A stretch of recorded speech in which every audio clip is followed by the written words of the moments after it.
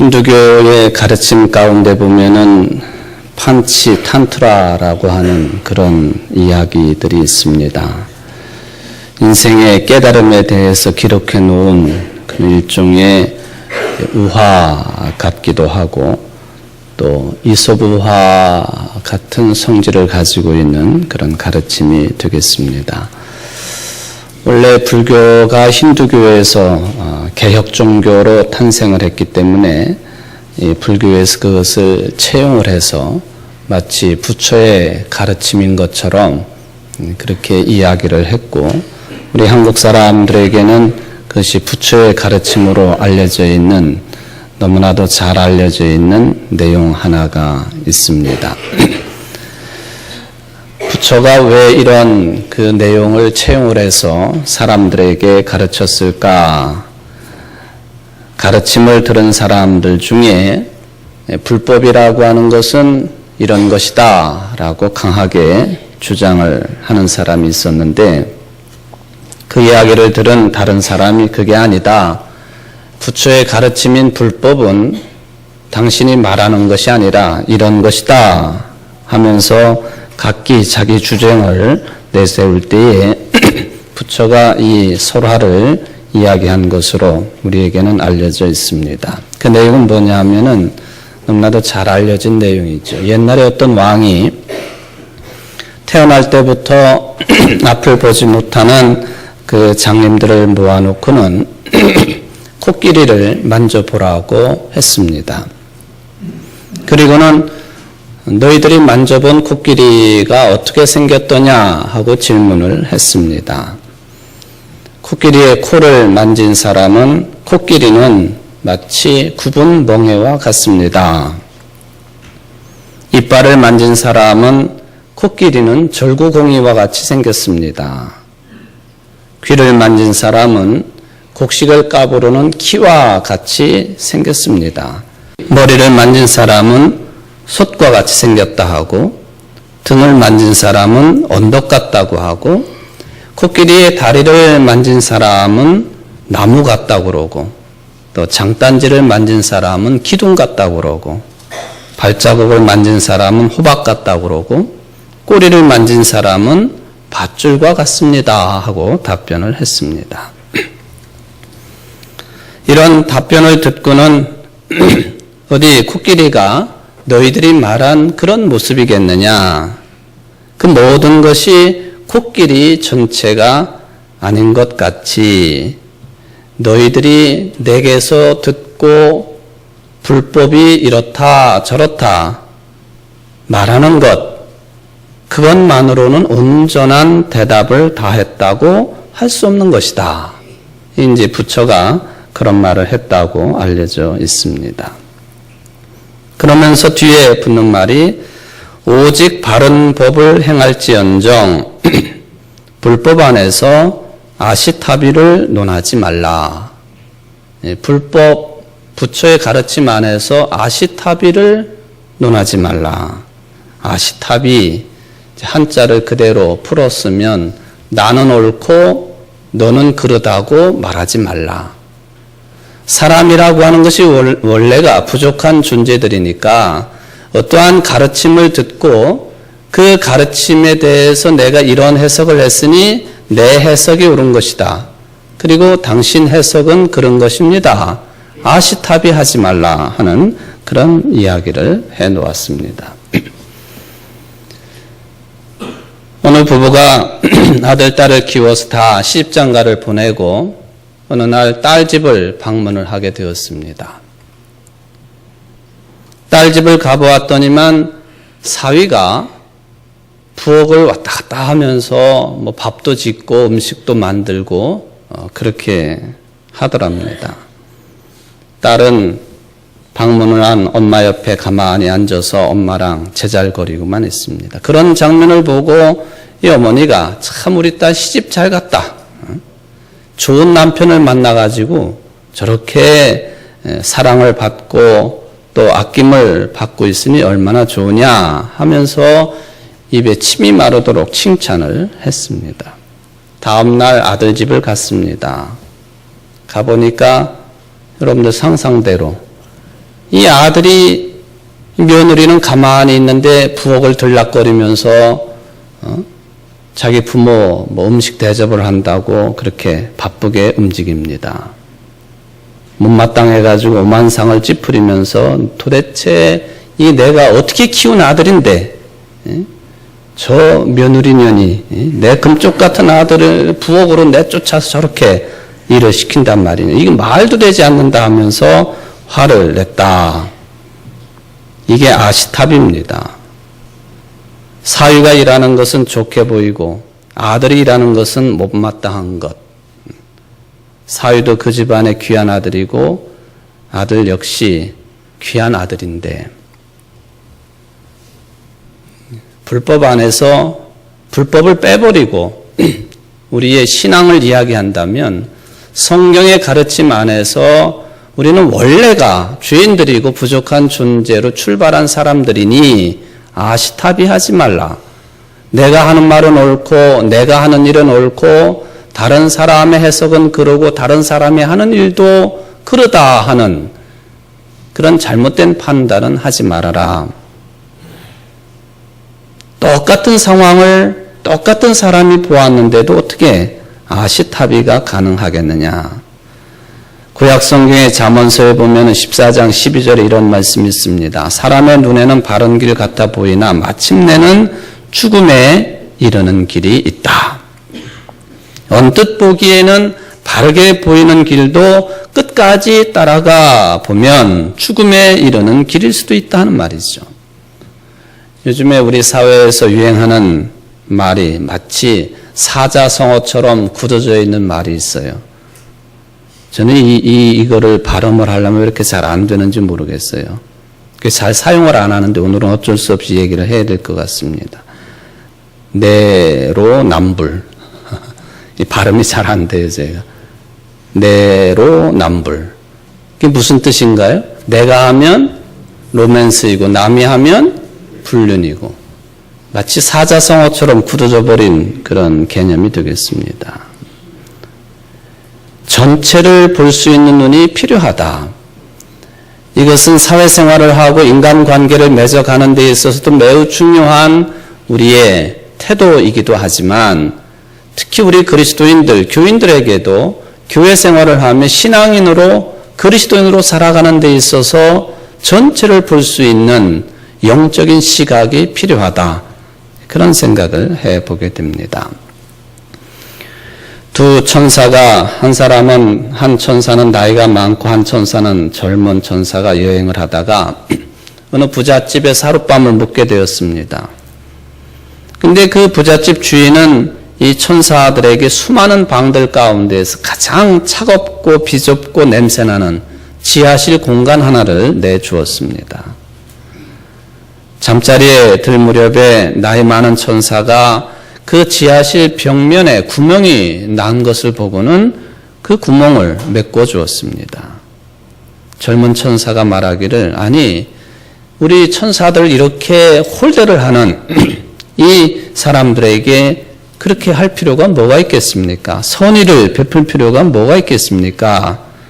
그랬더니 나이 많은 천사가 말을 하기를 여보게 눈에 보이는 것이 다가 아닐세. 그 다음날 두 천사는 어느 가난한 집에 머물게 되었습니다. 농사를 짓는 부부인데 이 부부가 자신들도 부족한 음식을 함께 정성껏 내어주었을 뿐만 아니라 자신들이 사용하고 있는 낡은 침대까지도 두 천사들을 위해서 내주었습니다. 그런데 다음날 아침에 이 가난한 농부 네가 눈물을 흘리고 슬퍼하고 있는데 그 이유는 유일한 소득원인 암소가 있었는데 그 암소 한 마리가 그만 죽어버린 것입니다. 암소에 젖을 짜가지고 내다 팔아서 생계를 유지하고 있었는데 이것을 보고는 젊은 천사가 화가 나가지고는 나이 많은 천사에게 따졌습니다. 부잣집은 모든 걸 가졌으면서 불친절했는데 그런데도 당신이 도와주지 않았습니까? 이 궁핍한 살림에도 자신의 모든 것을 나누어준 이 농부 부부의 귀중한 암소를 어떻게 저렇게 당신이 죽게 내버려 둘 수가 있겠습니까? 그러자 늙은 천사가 대답을 합니다. 내가 어제 부잣집에서 지하실 잠을 잘 때에 이 벽에 뚫린 구멍을 통해서 뭔가를 발견을 했는데 그 벽 속에 어마어마한 금은보화가 들어있는 것을 내가 봤다. 그래서 이 얌체 같고 또 베풀 줄 모르는 그 부자가 그 금은보화를 찾지 못하도록 내가 구멍을 메꾼 거다. 그리고 어젯밤 우리가 농부의 집에서 잠을 잘 때 죽음의 천사가 이 가난한 집의 농부의 아내를 데려가려고 할 때 내가 대신 암소를 데려가라고 요청을 했네. 이복의 젊은 천사, 사람 눈에, 당신 눈에 보이는 게 다가 아닐세. 눈에 보이는 것이 다가 아닐 때가 훨씬 더 많지요. 그런데 우리는 눈에 보이는 것만 가지고 판단하려고 하는 그런 유혹에 매번 시달리고 있다라고 하는 것을 솔직하게 고백을 합니다. 눈에 보이는 이면에 숨어있는 따스한 천사의 메시지, 이것을 읽고 깨달을 수 있는 여러분들이 되었으면 좋겠습니다. 우리나라에 너무나도 잘 알려지고 유명한 존경할 만한 목사님 한 분이 계시죠. 손양원 목사님. 경상남도 하만에 가면은 그분의 생가에 기념관을 만들어 놓았는데 거기에 보면은 1m 50cm 높이로 나란히 배치되어 있는 손양원 목사의 9가지 기도문이라고 하는 팻말이 있고 그 중에 우리들이 잘 알고 있는 7번째 팻말의 기도문이 있습니다. 그 기도문의 내용은 우리 민족의 참으로 불행한 과정이었습니다마는 여순 반란 사건으로 2 아들을 잃은 후에 장례식장에서 드린 기도, 그것도 감사의 기도의 내용이 이 9개의 팻말 중에 7번째 기도 팻말로 세워져 있는 것을 볼 수가 있습니다. 나의 사랑하는 2 아들을 총살한 원수를 회개시켜 내 아들 삼고자 하는 사랑의 마음을 주신 하나님께 감사합니다. 이 7번째 팻말, 기도 팻말에 들어있는 내용이죠. 여순 반란 사건으로 공산당에게 아들 2를 잃었는데 그 아들을 죽인 이 원수를 아들로 삼게 해주신 사랑의 하나님께 감사한다 하는 그런 내용이었습니다. 이 기념관 안에 들어가 보면은 사랑의 원자탄으로 불렸던 손 목사님의 삶을 확인할 수 있는데 그 중에서 대표적인 것이 1층에 전시되어 있는 그림 애양원 14호실 그리고 하늘문이 열리고 라고 하는 제목의 그림들입니다. 그분이 애양원에서 목회를 하면서 한센시 병에 걸린 사람들에게 얼마나 지극정성을 쏟았는가 하는 그 삶을 보여주는 그림들입니다. 특히 애양원 14호실, 한센인 중에서도 상태가 심한 사람들이 모여있던 병실이었습니다. 그 바닥에는 피고름이 흥건하게 고여 있어서 발걸음도 뗄 수 없는 그런 상태. 그런데도 손양원 목사님은 그 방에 들어가가지고 환자들의 환부를 입에다 대고 피고름을 뽑아내고 그리고 복음으로 위로한 분으로 우리에게는 알려져 있습니다.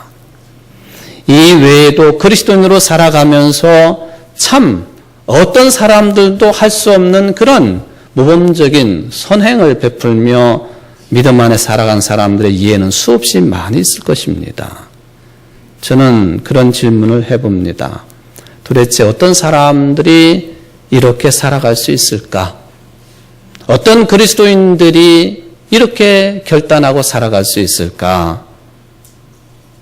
오늘 본문과 관련되어서 저는 생각하기를 하늘문이 열린 신앙체험을 한 사람들에게 가능한 일이다. 하늘문이 열린 것을 체험한 사람들에게 가능한 일이다.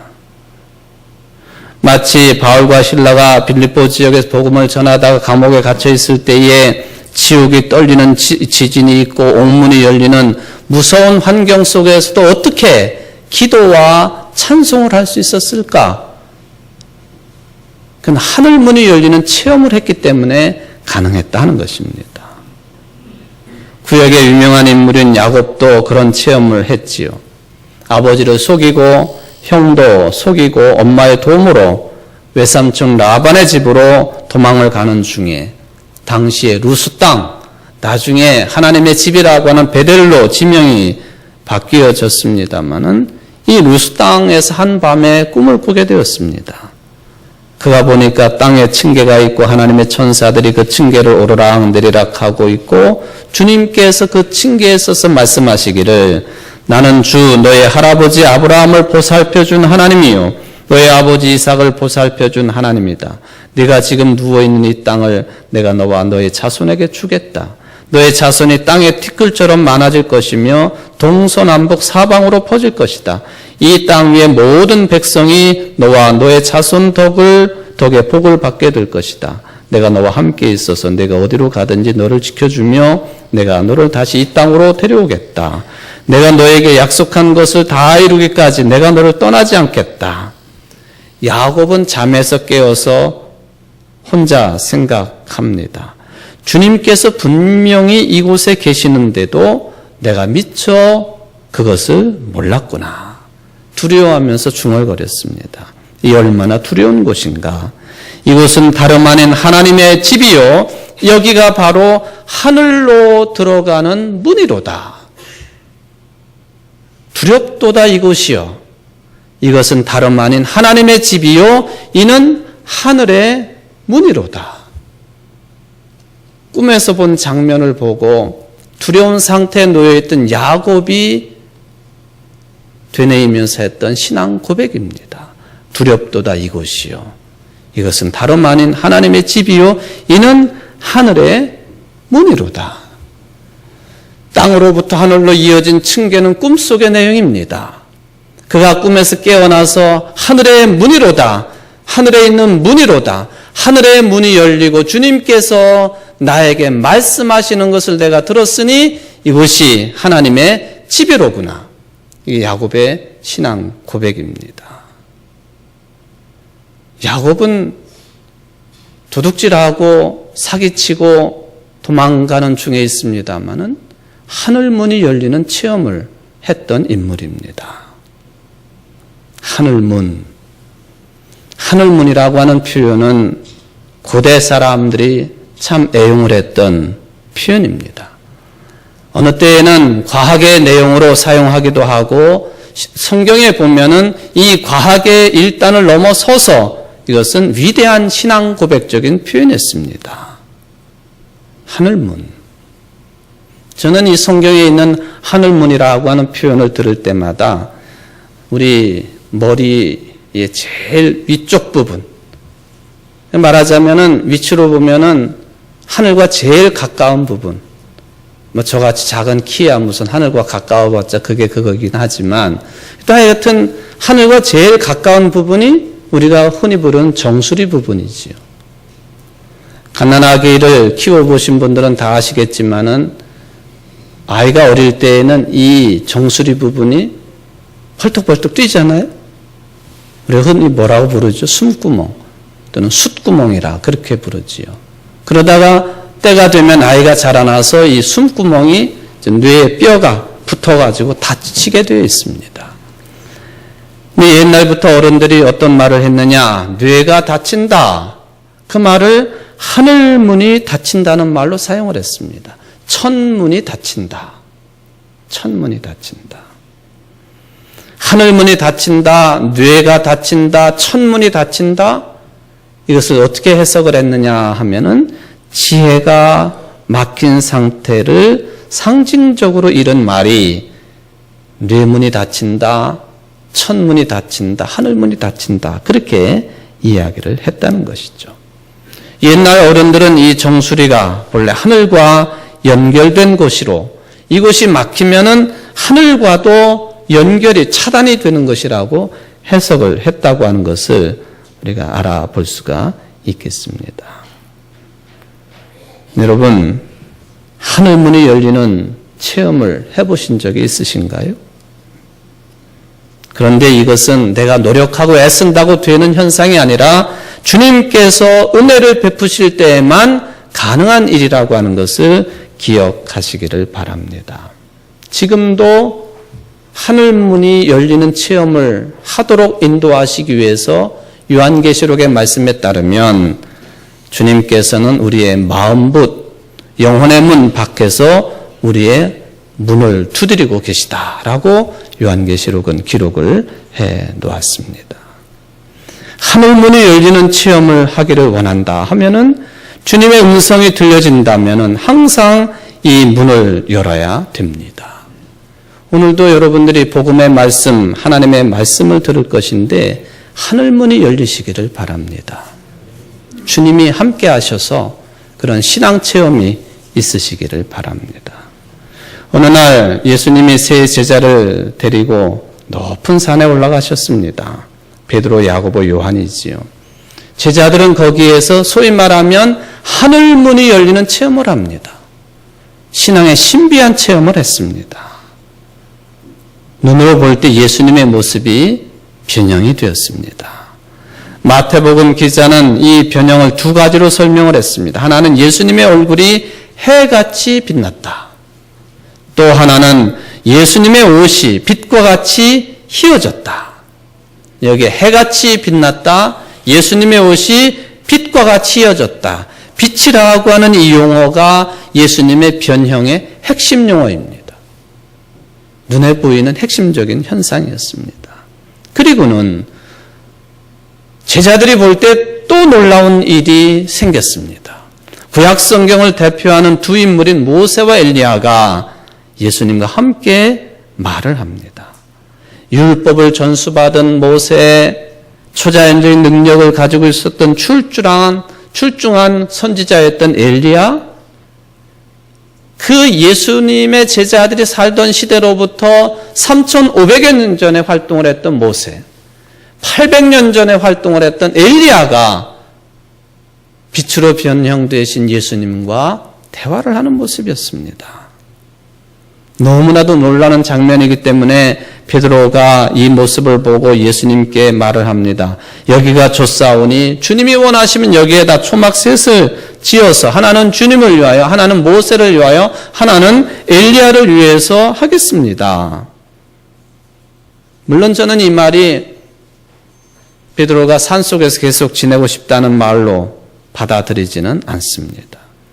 이 엉뚱한 제안을 할 때 갑자기 빛난 구름이 제자들을 덮습니다. 그리고 구름 속에서 이 말씀이 들려옵니다. 이는 내 사랑하는 아들이요 내 기뻐하는 자니 너희는 그의 말을 들으라.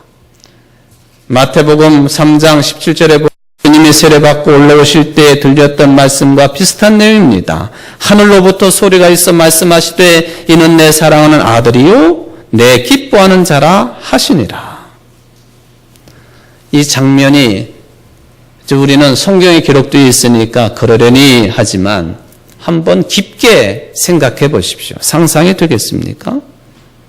아주 높고 깊은 산에서 예수님의 모습이 빛으로 변형이 되고 모세와 엘리야가 나타나가지고 예수님과 대화를 하고 빛난 구름이 비치고 구름 속에서 말씀이 있으니 이는 내 사랑하는 아들이다. 그의 말을 들으라 하는 이 신비로운 체험을 여러분들이 했다고 한번 생각해 보십시오.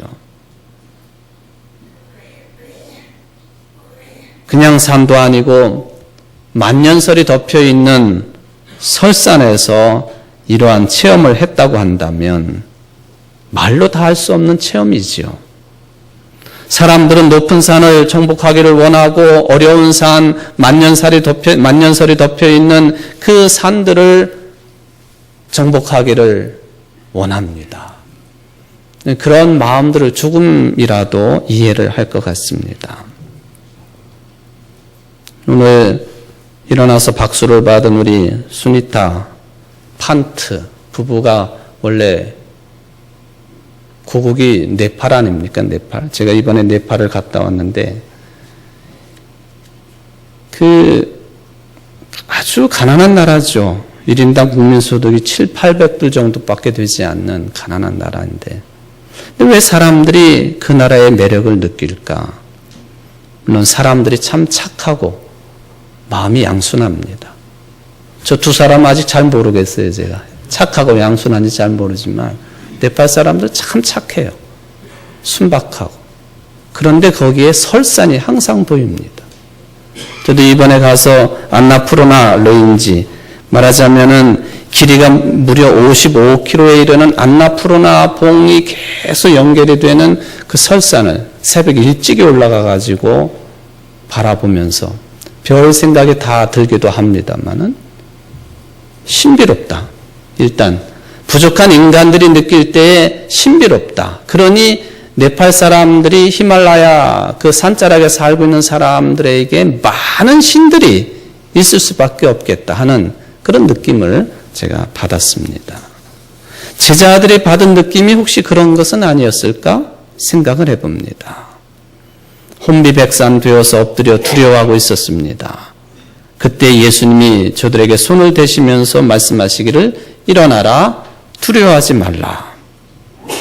정신을 차리고 보니까 지금까지 있었던 그 황홀한 장면들은 다 사라지고 이전처럼 자기들 앞에는 예수님 한 분만 서 계셨습니다.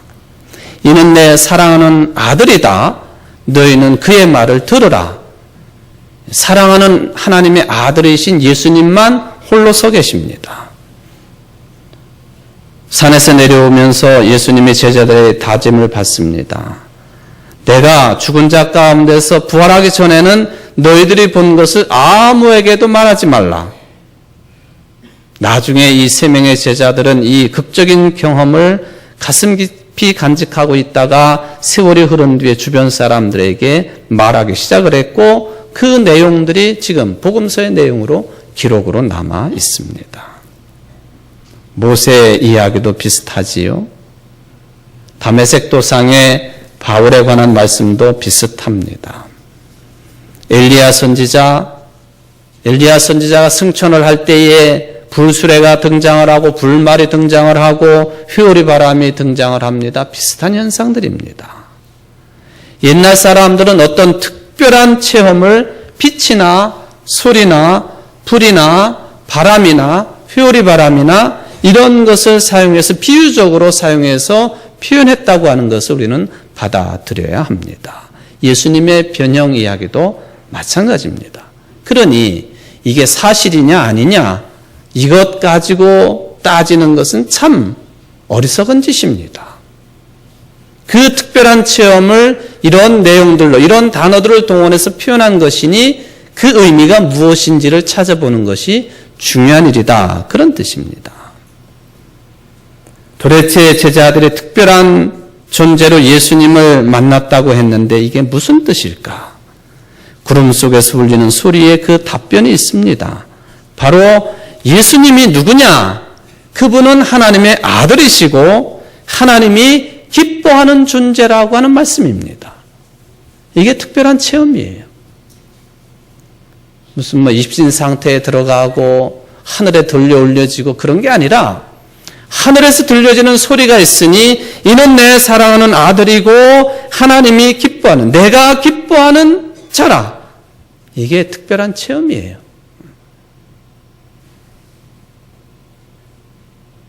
제자들이 했던 특별한 경험, 예수님이 하나님의 아들이고 즉 하나님이라고 하는 것, 바로 예수님이 하나님이시라고 하는 것을 체험하고 만났다는 것입니다. 신약 성경은 오늘 본문뿐만 아니라 전체가 다 이 내용을 증언하고 있습니다. 도대체 우리가 그리스도로 믿는 예수님이 누구이시냐? 그분은 하나님의 아들이다. 그분은 그리스도다. 그분은 심판의 주님이다. 그분은 구원의 주님이시다. 이걸 만나는 것이, 이런 내용을 내 영혼 깊이 받아들이는 것이 신앙적인 황홀한 체험이라는 것이죠. 바로 이 일을 통해서 제자들이 영원한 생명을 얻게 됩니다. 즉 죄와 죽음으로부터 해방이 됩니다. 우리의 삶을 무자비하게 파괴하고 있는 그 엄청난 죄와 죽음의 파괴력 앞에 놓여있던 제자들이 예수님, 즉 하나님을 만나고 구세주를 만나고 심판의 주님을 만나고 저들이 그 모든 것으로부터 해방이 되어지는 평화를 얻는 그 체험을 한 장면이 오늘 변화산의 내용이다 하는 것입니다. 예수님을 통해서 죄와 죽음으로부터 해방이 되었다고 하는 것, 단순하게 질병으로부터 벗어나고 폭력으로부터 벗어났다. 좁은 생각, 이거는 부족한 것이지요. 예수님을 통해서 죄와 죽음으로부터 해방되었다고 하는 것을 다른 사람보다 더 부유하게 산다든지 건강하게 산다든지 오래 산다든지 이런 것으로 받아들이는 것도 부족합니다. 부자로 산다, 건강하게 산다, 오래 산다, 예수 믿으면 그렇게 산다. 세상이 말하는 것뿐입니다. 예수 믿어서 부자가 되고 건강하게 살고 오래 산다? 그러려면 예수 안 믿어도 됩니다. 이런 생각으로부터 선입견으로부터 잘못된 신앙관으로부터 완전한 탈출을 체험한 시간이 변화산의 체험이었습니다. 그것을 곧 우리는 하늘문이 열리는 체험이었다라고 표현을 하는 것입니다. 하늘문이 열리는 체험. 여러분들은 모두 다가 하나님을 믿는 사람들 아닙니까? 세상을 창조하시고 완성하신 분 하나님을 믿는 사람들이죠. 바로 하나님으로 보이신 예수님께서도 이 한 가지를 집중적으로 설교하셨습니다. 하나님의 나라가 가까이 왔으니, 즉 하나님이 가까이 왔으니 그 하나님의 나라에 하나님께 집중하라고 하는 가르침이지요. 변화산에서 제자들이 경험한 이 하늘문이 열리는 이 경험, 이것도 궁극적으로 보면은 세상의 완성에 대한 말씀이지요. 여러분들의 생활 속에서 이것보다 더 중요한 것이 뭐에 있겠습니까? 이것보다 더 중요한 것이 혹시 있으십니까? 고쳐야 됩니다. 바로 서야 됩니다. 신약성경 마지막 책인 요한계시록은 이런 데에 대한 말씀이 가득 찹니다. 21장 1절 말씀을 보니까 또 내가 새 하늘과 새 땅을 보니 처음 하늘과 처음 땅이 없어졌고 바다도 다시 있지 않더라. 또 내가 보매 거룩한 성 새 예루살렘이 하나님께로부터 하늘에서 내려오니 그 준비한 것이 신부가 남편을 위하여 단장한 것 같더라. 새 하늘과 새 땅, 하나님의 주관대로 변형된 세상, 지금 그대로 이끌려가는 세상이 아니라 새 하늘과 새 땅으로 우주 전체가 하나님의 창조 질서 전체가 변형된 세상을 가리킵니다. 그 세상은 어떤 세상이냐? 다시는 사망이 없고 애통하는 것이나 곡하는 것이나 아픈 것이 다시 있지 아니하리니 처음 것들이 다 지나갔음이로라. 요한계시록의 이런 말씀들은 제자 3명이서 변화산에서 예수님을 빛으로 경험한 것과 같은 궁극적인 생명의 세계를 체험하고 기록한 내용이라고 볼 수가 있겠습니다. 사랑하는 성도 여러분, 진실로 예수님께서 나다나엘에게 하신 말씀처럼 너에게 이르노니 하늘이 열리고 하나님의 사자들이 인자 위에 오르락 내리락 하는 것을 보리라. 교회 생활, 신앙 생활은 이런 체험이 중심이 되어야 됩니다. 하늘문이 열리는 체험, 예수님을 통해서 하나님을 만나는 체험, 예수님이 그리스도시요 심판의 주님이시요 구원의 주님이심을 만나는 체험, 그것 위해서 교회에 나오고 신앙생활하는 것 아닙니까? 왜 다른 것 때문에 교회를 생각하고 신앙의 내용을 어지럽힙니까? 하늘문이 열리는 체험을 하십시오.